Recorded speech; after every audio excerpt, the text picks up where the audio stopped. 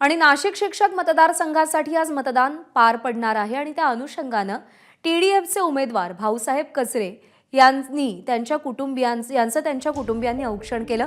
दरम्यान ही निवडणूक शिक्षकांनी हाती घेतली असून विरोधी उमेदवारांपैकी एकही शिक्षक नाही, त्यामुळे आपण एकमेव शिक्षक असल्याने सगळे शिक्षक हे आपल्याच मागे उभे राहतील असा विश्वास भाऊसाहेब कचरे यांनी व्यक्त केलाय। नाशिक शिक्षक मतदारसंघासाठी आज मतदान प्रक्रिया जी आहे तर ती पार पडणार आहे। मधल्या काळामध्ये जर आपण बघितलं तर आरोप प्रत्यारोपाच्या फैरी झडल्या, राजकारण जे आहे तर ते रंगलं।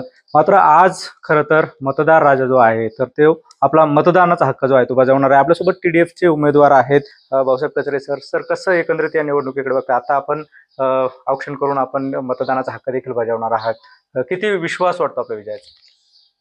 त्याच्यामध्ये यश तर निश्चितच मिळणार आहे। ही निवडणूक शिक्षकांनीच हातात घेतलेली आहे। शिक्षकांच्या मतदारसंघामध्ये या राजकीय पक्षांच्या उमेदवारांनी जो धुडगूस घातलेला आहे हे मतदार सुद्धा नाहीयेत, आणि घटनेने हा विशेष अधिकार आमचा प्रतिनिधी निवडण्याचा हा शिक्षकांनाच दिलेला आहे। शिक्षक याच्यामध्ये निर्भीड होऊन मतदान करतील, कोणाच्या दबावाला बळी पडणार नाहीत, कारण कुठल्या भागात कोणाला किती मतदान झाले हे प्रेफरन्शियल वोट आहे हे काही समजत नाहीये। हे आमच्या सर्व शिक्षकांना माहिती झालेलं आहे। जे नवीन आहेत, ज्यांना माहिती नव्हतं, त्यांनाही विभागीय आयुक्तांनी सर्क्युलर काढलंय, त्याच्यामध्ये सांगितलेलं आहे कुठल्याही गैरप्रकाराला या निवडणुकीमध्ये वाव मिळणार नाही।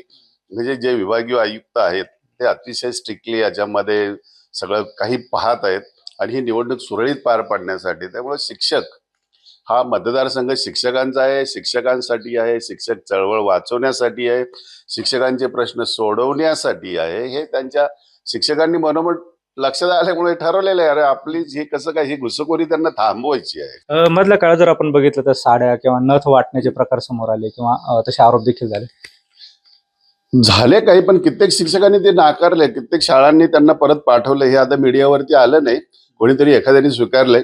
आणि जे पैसे वगैरे वाटले हे शिक्षकांना एक प्रकारचा संताप आलाय की आम्हाला कोणीतरी खरेदी करू शकतोय। हा जो अहम या मंडळींना झालेला आहे ना, त्याची प्रचंड चीड आहे याच्यामध्ये। तुम्हाला बघा, हे इलेक्शन पहिल्याच फेरीमध्ये जिंकलेलं असेल हे तुमच्या लक्षात येईल।